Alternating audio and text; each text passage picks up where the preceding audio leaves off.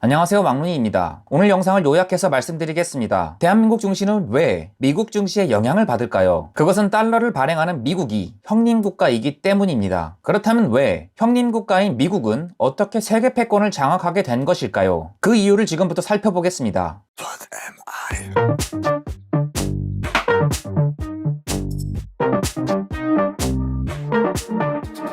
미국은 세계 패권을 장악하고 있으며 그 힘은 달러 가치와 국방력으로 나타납니다. 특히 미국은 압도적인 국방비를 지출하여 강력한 국방력을 소유하고 있으며 엄청난 국방력을 통해 미국은 세계 경찰을 자처하고 있습니다. 그런데 여기서 의문이 생깁니다. 과거 모든 역사를 보았을 때 미국과 같은 강대국은 세계 경찰을 자처하는 것이 아니라 다른 나라 영토를 빼앗거나 다른 나라를 식민지로 만들어 이득을 취했습니다. 왜 미국은 식민지 확보 대신 세계 경찰을 자처했을까요? 이는 1944년 제2차 세계대전 이후 있었던 브레튼우즈 협정에서 시작되었습니다. 브레튼우즈 협정에서 미국은 다음과 같은 제안을 하였습니다. 미국의 패권을 인정하고 미국에게 협조한다면 그 국가에게 미국 시장을 개방하겠으며 세계 교역 통행로에 대한 안전을 보장하겠다. 식민지 확보를 포기하는 놀라운 제안이었습니다. 그렇다면 왜 이러한 선택을 했던 것일까요? 첫 번째 이유는 소련 때문입니다. 소련은 소비에트 연합의 약자이며 지금의 러시아라고 생각하시면 됩니다.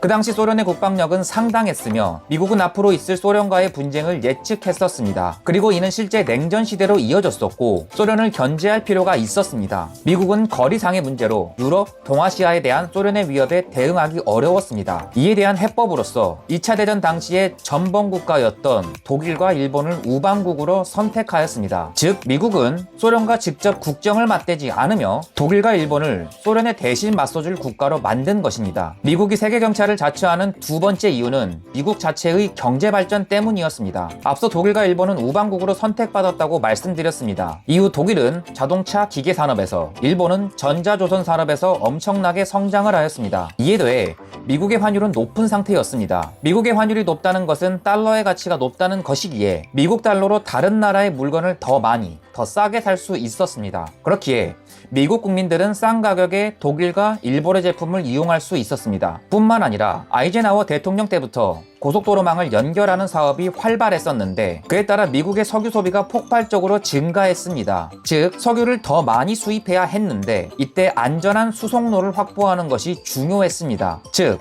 세계 경찰을 자처하면서 해역 수송로를 지키는 것이 여러모로 미국 경제 발전에 도움이 되었던 것입니다. 자, 이쯤에서 내용을 정리하면 형님국가인 미국은 세계 패권을 장악하고 있으며 미국은 식민지 확보 대신 세계 경찰이 되는 것을 선택했습니다. 세계 경찰을 자처한 이유는 첫째, 우방국을 통해 소련을 견제하기 위함이었으며 둘째, 안전한 수송로 확보를 통한 미국 경제 발전을 위함이었습니다. 하지만 이 세상에 영원한 것이 없듯이 영원할 것 같았던 미국에게도 위기는 찾아옵니다. 미국을 강력하게 만든 달러, 즉 달러 가치에 대한 논쟁이 찾아오는데 이에 대해서는 다음에 설명드리도록 하겠습니다. 달러를 발행하는 미국이 어떻게 세계 패권을 장악했는지에 대한 설명은 여기까지입니다. 모두 직접 공부하시는 똑똑한 투자자가 되시길 바라겠습니다. 이상 왕눈이었습니다. 감사합니다.